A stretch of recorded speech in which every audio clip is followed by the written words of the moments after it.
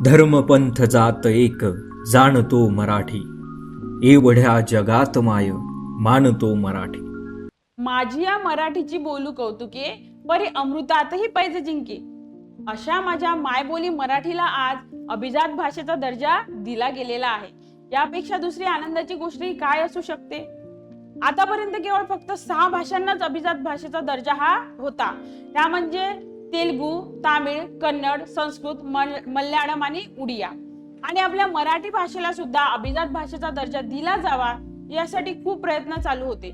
तत्कालीन मुख्यमंत्री पृथ्वीराज चव्हाण तेव्हा ज्येष्ठ साहित्यिक रंगनाथ पठारे यांच्या अध्यक्षतेखाली एक समिती स्थापन केली गेली होती, मराठी अभिजात भाषा संशोधन समिती।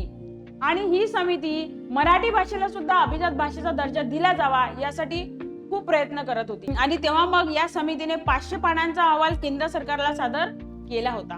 आणि त्यानंतरच अलीकडे हरी नरके समिती सुद्धा मराठी अभिजात भाषेचा दर्जा दिला जावा यासाठी स्थापन केली होती। आणि या सर्व प्रयत्नांची फलश्रुती म्हणूनच आज आपल्या मराठी भाषेला अभिजात भाषेचा दर्जा दिला गेलेला आहे। आणि मग आता 11 भाषांना अभिजात भाषेचा दर्जा दिला गेलेला आहे। तामिळ, तेलुगू, मल्याळम, कन्नड, संस्कृत आणि उडिया ह्या तर 6 आहेत। 7वी आपली आहे मायबोली मराठी भाषा, ही झाली 7वी।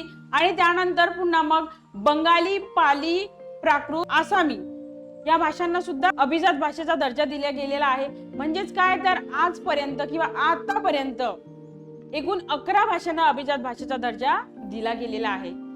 तर मराठी भाषेला अभिजात भाषेचा दर्जा दिल्याबद्दल आपण केंद्र सरकारचे मनापासून धन्यवाद करू।